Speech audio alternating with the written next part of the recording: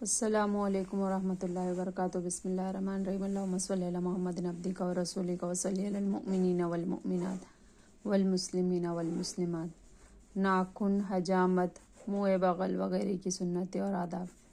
میٹھے اسلامی بھائی اور بہنوں، ہمارے پیارے سرکار مدنی تاجدار صلی اللہ علیہ وسلم صفائی کو بے حد پسند فرماتے ہیں۔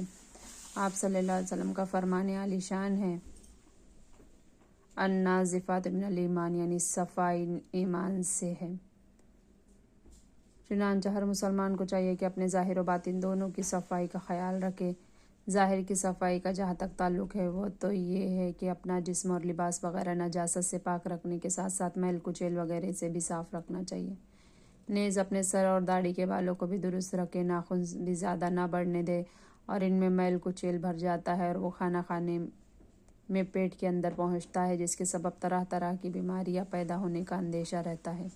نیز بغل و زیر ناف کے بال سے بھی صاف کرتے رہنا چاہیے۔ رہا باطن کی صفائی کا معاملہ تو اپنے باطن کو بھی کینہ، مسلمہ، بدنگاہی، غرور و تکبر، بغض و حسد، ریا و سمعہ، فساد نیت وغیرہ وغیرہ رذائل سے پاک و صاف رکھنا چاہیے۔ باطن کی صفائی کے لیے اچھی صحبت بے حد ضروری ہے۔ اب یہاں ظاہری صفائی بھی یعنی ناخن، منہ بغل وغیرہ کی صفائی کے متعلق بیان کیا جاتا ہے۔ چنانچہ 5 چیزیں فطرت سے ہیں۔ حضرت سیدنا ابو ہریرہ رضی اللہ تعالیٰ عنہ سے مروی ہے کہ ہمارے میٹھے مدنی آقا صلی اللہ علیہ وسلم نے فرمایا، 5 چیزیں فطرت ہے، یعنی انبیاء سابقین علیہ السلام کی سنت سے ہے۔ نمبر 1 ختنہ کرنا، نمبر 2 منہ زیر ناف بانڈ موڑنا، نمبر 3 مونچھیں کم کرنا، نمبر 4 ناخن ترشوانا اور بغل کے بال اکھیڑنا۔ میٹھے اسلامی بھائیوں، معلوم ہوا کہ ختنہ کرنا، منہ زیر ناف موڑنا، مونچھیں کم کرنا، ناخن تراشنا اور بغل کے بال دور کرنا، یہ سب کام تو ایسے ہے کہ فطرتاً عقل سلیم بھی ان 5 باتوں کو تسلیم کرتی، اور یہ 5 کام سنت انبیاء علیہ السلام سے بھی ہے، وہ ہم میں سے نہیں۔ حضرت سیدنا ابو ہریرہ رضی اللہ تعالیٰ عنہ سے مروی ہے کہ سرکار مدینہ سرور قلب و سینہ صلی اللہ علیہ وسلم نے فرمایا، جو منہ زیر ناف کو نہ مونڈے، ناخن نہ تراشے اور مونچھ نہ کاٹے، وہ ہم میں سے نہیں۔ لمبے ناخن رکھنے والے غور کریں۔ اس حدیث مبارکہ پر ہمارے وہ بھائی خاص کر توجہ فرمائے جو مونچھوں کو بہت بڑھاتے ہیں۔ یاد رکھیں، امام اہل سنت رحمۃ اللہ تعالیٰ علیہ احکام شریعت میں فرماتے ہیں، مونچھیں اتنی بڑھانا کہ منہ میں آئے۔ حرام و گناہ سنت مشرکین و مجوس و یہود و نصارہ ہے۔ بہتر تو یہی ہے مونچھیں ابرو کی مثل ہو۔ نیز اس حدیث پر وہ اسلامی بھائی اور بہنیں غور فرمائے جو فیشن کے طور پر اپنے ناخن لمبے لمبے رکھتے ہیں۔ لمبے ناخن رکھنے سے توبہ کیجیے، کیونکہ اللہ عز و جل کے پیارے حبیب صلی اللہ علیہ وسلم ایسے لوگوں سے بیزار ہے۔ جبھی تو ایسوں کے بارے میں فرما رہے، منہ زیر ناف نہ مونڈنے والا، ناخن نہ تراشنے والا اور مونچھیں کم نہ کرنے والا ہم میں سے نہیں، یعنی ہمارے طریقے پر نہیں۔ ناخن وغیرہ تراشنے کی مدت حضرت سیدنا انس رضی اللہ تعالیٰ عنہ، مونچھیں اور ناخن ترشوانے اور بغل کے بال اکھاڑنے اور منہ زیر ناف موڑنے میں ہمارے لیے وقت مقرر کیا گیا کہ 40 دن سے زیادہ نہ چھوڑے، یعنی 40 دن کے اندر اندر ان کاموں کو ضرور کر لے۔ قبل نماز جمعہ ناخن و مونچھ تراشنا سنت ہے۔ میٹھے اسلامی بھائیوں اور بہنوں، حدیث بالا سے پتہ چلا ہے کہ 40 دن کے اندر اندر یہ کام ضرور کر لینا چاہیے۔ ہفتے میں 1 بار نہانا اور بدن کو صاف ستھرا رکھنا اور منہ زیر ناف دور کرنا مستحب ہے۔ 15ویں روز کرنا بھی جائز ہے۔ 40 روز سے زیادہ گزر دینا مکروہ و ممنوع ہے۔ پیارے اسلامی بھائیوں، ہو سکے تو ہر جمعہ کو یہ کام کر ہی لینا چاہیے، کیونکہ اس حدیث مبارکہ میں ہے کہ حضور تاجدار مدینہ راحت قلب و سینہ صلی اللہ علیہ وسلم جمعہ کے دن نماز کے لیے جانے سے پہلے مونچھیں کترواتے اور ناخن ترشواتے۔ تنگی رزق کا سبب میٹھے اسلامی بھائی بہنوں، جمعہ کے دن ناخن ترشوانا سنت ہے۔ ہاں، اگر زیادہ بڑھ جائے تو جمعہ کا انتظار نہ کریں۔ ناخن کا بڑا ہونا بھی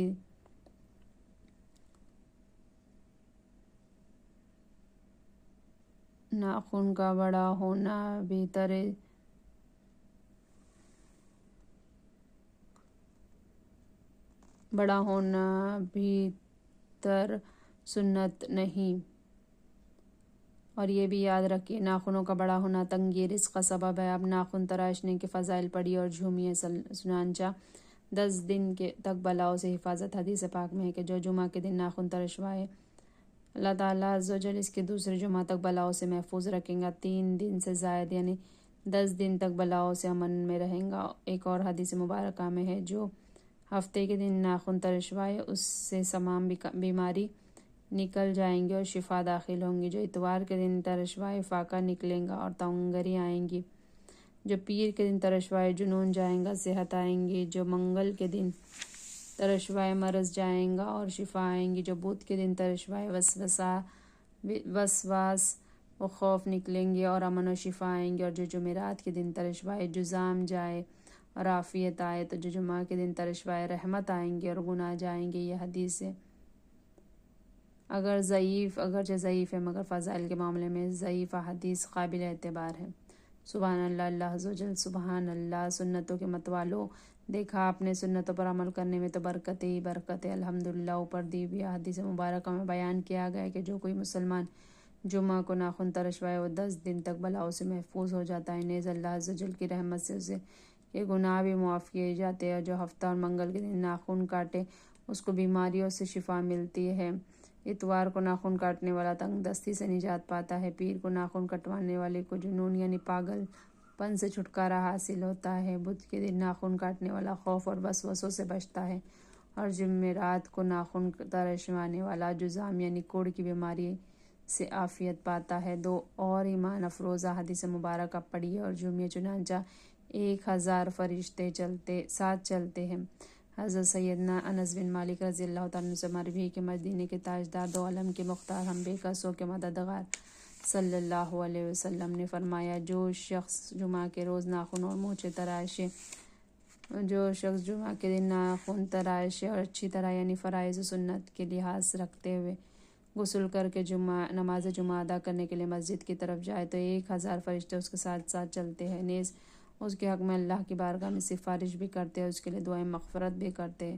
حضرت سیدنا عامش رضی اللہ تعالیٰ عنہ نے حضرت سیدنا مجاہد رضی اللہ تعالیٰ عنہ سے روایت کی کہ ایک بار سیدنا جبرائیل امین علیہ الصلوۃ والسلام نے سرکار عالم صلی اللہ علیہ وسلم کے دربار میں کئی روز کے بعد حاضری کا شرف حاصل کیا۔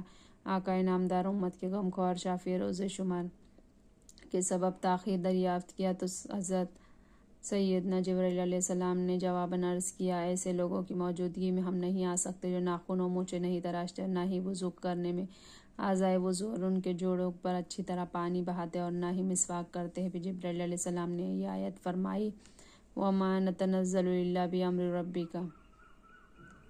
اور جبرائیل علیہ السلام نے محبوب صلی اللہ علیہ وسلم سے عرض کی کہ ہم فرشتے نہیں اترتے مگر حضور صلی اللہ علیہ وسلم کے رب عز و جل کے حکم سے۔ ہاتھوں کے ناخن تراشنے کا طریقہ۔ ہاتھوں کے ناخن تراشنے کے 2 طریقے یہاں بیان کیے جاتے ہیں۔ ان دونوں میں سے آپ جس طرح بھی عمل کریں گے انشاءاللہ سنت کا ثواب پائیں گے۔ یہ بھی ہو سکتا ہے کبھی ایک پر عمل کرے کبھی دوسرے پر، ان دونوں حدیثوں میں عمل ہو جائے گا۔ چنانچہ ذیل میں 2 طریقے پیش کیے جاتے ہیں۔ مولا کائنات حضرت سیدنا علی مرتضیٰ کرم اللہ وجہ الکریم سے ناخن کاٹنے کی سنت منقول ہے کہ سب سے پہلے سیدھے ہاتھ کی 6 انگلیاں، پھر بیچ والی، پھر انگوٹھا، پھر منجلی، یہ 6 انگلیوں کے برابر والی، پھر شہادت کی انگلی۔ اب بائیں ہاتھ میں پہلے انگوٹھا، پھر بیچ والی، پھر 6 انگلیاں، پھر شہادت کی انگلی، پھر منجلی یعنی سیدھے ہاتھ کے ناخن 6 انگلیوں سے کاٹنا شروع کرے اور الٹے ہاتھ کے ناخن انگوٹھے سے۔ دوسرا طریقہ آسان ہے اور یہ ہمارے مدنی آقا صلی اللہ علیہ وسلم سے ثابت ہے اور یہ ہے کہ سیدھے ہاتھ کی شہادت کی انگلی سے شروع کر کے ترتیب اور 6 انگلیاں سمیت ناخن تراشے مگر انگوٹھا چھوڑ دے۔ اب الٹے ہاتھ کی 6 انگلیاں سے شروع کر کے ترتیب اور انگوٹھے سمیت ناخن تراش لے۔ اب آخر میں سیدھے ہاتھ کا انگوٹھا جو باقی تھا اس کا ناخن کاٹ لے۔ اس طرح سیدھے ہاتھ سے شروع ہوا اور سیدھے ہی ہاتھ پر ختم۔ پاؤں کے ناخن کاٹنے کا طریقہ۔ بہار شریعت میں در مختار کے حوالے سے لکھا ہے کہ پاؤں کے ناخن تراشنے کی کوئی ترتیب منقول نہیں، بہتر ہے کہ وضو میں پاؤں کی انگلیوں میں خلال کرنے کی جو ترتیب ہے اسی ترتیب کے مطابق پاؤں کے ناخن کاٹ لے، یعنی سیدھے پاؤں کی 6 انگلیوں سے شروع کر کے ترتیب وار اور انگوٹھے سمیت ناخن تراش لے، پھر الٹے پاؤں کے انگوٹھے سے شروع کر کے 6 انگلیوں سمیت ناخن کاٹ لیں۔ نیل پالش لگانا گناہ ہے۔ آج کل تو بدقسمتی سے مسلمانوں میں نیل پالش کا فیشن عام ہو گیا ہے، اور بہت کم اسلامی بہنیں ایسی ہوں گی جو اس فیشن سے بچتی ہوں گی، بلکہ بعض اوقات تو مرد بھی ناخن کی پالش لگا ڈالتے ہیں۔ لہٰذا دردمندانہ گزارش یہ ہے کہ اول تو یہ ناخن کی پالش ناپاک ہوتی ہے، کیونکہ اس میں اسپرٹ ڈالا جاتا ہے، اور اسپرٹ از قسم شراب ہے، اور شراب ناپاک ہے۔ دوم یہ کہ ناخن پر اس کی تہ جم جاتی ہے، جس کی وجہ سے اس کے نیچے پانی نہیں پہنچتا۔ لہٰذا جن کے ناخن پر یہ پالش لگی ہوتی ہے ان کا وضو ہوتا ہی نہ ہی غسل اترتا ہے، اور ظاہر ہے جب وضو غسل نہ ہوگا تو نماز کس طرح ہوں گی؟ اور جب گھر میں کوئی جنوبی یعنی بے غسل ہوتا ہے، اس میں رحمت کے فرشتے بھی داخل نہیں ہوتے، تو ظاہر ہے جب رحمت کے فرشتے داخل نہیں ہوں گے تو پھر نحوست ہی نحوست ہوں گی۔ لہٰذا دین اسلام کے درد رکھنے والی ماں بہنوں سے درخواست ہے کہ اپنے حال زار پر رحم کرے، اپنی آخرت کو تباہ ہونے سے بچائے، نیل پالش سے ہمیشہ ہمیشہ کے لیے توبہ کر لے، اپنے بچے اور بچیوں کو بھی نیل پالش نہ لگایا کرے، ورنہ اس کا گناہ بھی آپ ہی کو ہوگا۔ ناخن، منہ، بغل اور زیر ناف حجامت وغیرہ وغیرہ سے متعلق سنتیں اور ضروری آداب پیش کیے جاتے ہیں۔ ناخن و حجامت وغیرہ کی 26 متفرق سنتیں اور آداب۔ نمبر 1، دانت سے ناخن نہ کاٹنا چاہیے، مکروہ ہے، اس میں مرض برس پیدا ہو جانے کا اندیشہ ہے، معاذ اللہ۔ نمبر 2، 40 دن کے اندر اندر ناخن تراش لینا چاہیے، ورنہ سنت بھی چھوٹیں گی اور ساتھ ہی ساتھ رزق میں بھی تنگی آئیں گی۔ نمبر 3، لمبے ناخن شیطان کی نشستگاہ ہے، یعنی ان پر شیطان بیٹھتا ہے۔ نمبر 4، ناخن یا بال وغیرہ کاٹنے کے بعد دفن کر دینا چاہیے، بیت الخلاء یا غسل خانے میں ڈال دینا مکروہ ہے، اس سے بیماری پیدا ہوتی ہے۔ نمبر 5، ناخن تراش لینے کے بعد انگلیوں کو پورے دھو لینے چاہیے۔ نمبر 6، بغل کے بالوں کو اکھاڑنا سنت ہے اور مونڈنا گناہ بھی نہیں۔ نمبر 7، ناک کے بال نہ اکھاڑے، اس سے مرض عاقلہ پیدا ہو جانے کا خوف ہے۔ نمبر 8، بعض اسلامی بھائی داڑھی کا خط بنوانے میں گلے کے بال بھی منڈوا دیتے ہیں، ایسا نہ کریں، کیونکہ گلے کے بال منڈوانا بہتر نہیں، اگر منڈائے تو گناہ بھی نہیں۔ نمبر 9، گردن کے بال مونڈنا مکروہ ہے، یعنی جبکہ سر کے بال نہ منڈائے، صرف گردن ہی کے مونڈے۔ ہاں، اگر پورے سر کے بال مونڈے تو اس کے ساتھ گردن کے بھی منڈوا دے۔ نمبر 10، ایبرو کے بال اگر بڑے ہو جائے تو ان کو ترشوا سکتے ہیں، مگر منڈوانا نہیں سکتے۔ نمبر 11، داڑھی کا خط بنوانا جائز ہے، مگر یہ احتیاط رہے کہ داڑھی ایک مٹھی سے چھوٹی نہ ہونے پائے، کیونکہ ایک مٹھی سے چھوٹی کر ڈالنا حرام ہے۔ نمبر 12، ہاتھ، پاؤں اور پیٹ کے بال دور کرنا چاہیے تو منع نہیں۔ نمبر 13، سینہ اور پیٹھ کے بال کاٹنا یا موڑنا اچھا نہیں۔ نمبر 14، بچھی یعنی نچلے ہونٹ کے نیچے اور ارد گرد کے بال منڈوانا یا اکھیڑنا ممنوع ہے۔ نمبر 15، داڑھی بڑھانا سنن انبیاء مرسلین علیہ السلام سے ہے، منڈوانا یا ایک مشت سے کم کرانا حرام ہے۔ ہاں، ایک مشت سے زائد ہو جائے تو جتنی زیادہ ہو اس کو کٹوا سکتے ہیں۔ نمبر 16، مونچھوں کو کم کرنا سنت ہے، اتنی کم کرے کہ ابرو کی مثل ہو جائے، اتنا نہ بڑھنے پائے کہ اوپر والے ہونٹ کی بالائی حصے سے لٹکے۔ نمبر 17، مونچھوں کے 2 کناروں کے بال بڑے ہو تو حرج نہیں، بعض اسلاف یعنی گزشتہ بزرگوں کی مونچھیں اس قسم کی تھی۔ نمبر 18، منہ زیر ناف کے لیے بہتر ہے کہ ہر جمعہ کو صاف کیے جائے، یہ نہ ہو سکے تو 40 دن کے اندر اندر یہ تو کام ضرور ہی کر لیا کرے۔ نمبر 19، اسلامی بہنوں کے لیے یہ بہتر ہے کہ یہ بال اکھاڑ ڈالے، اگر مونڈے جب بھی گناہ نہیں۔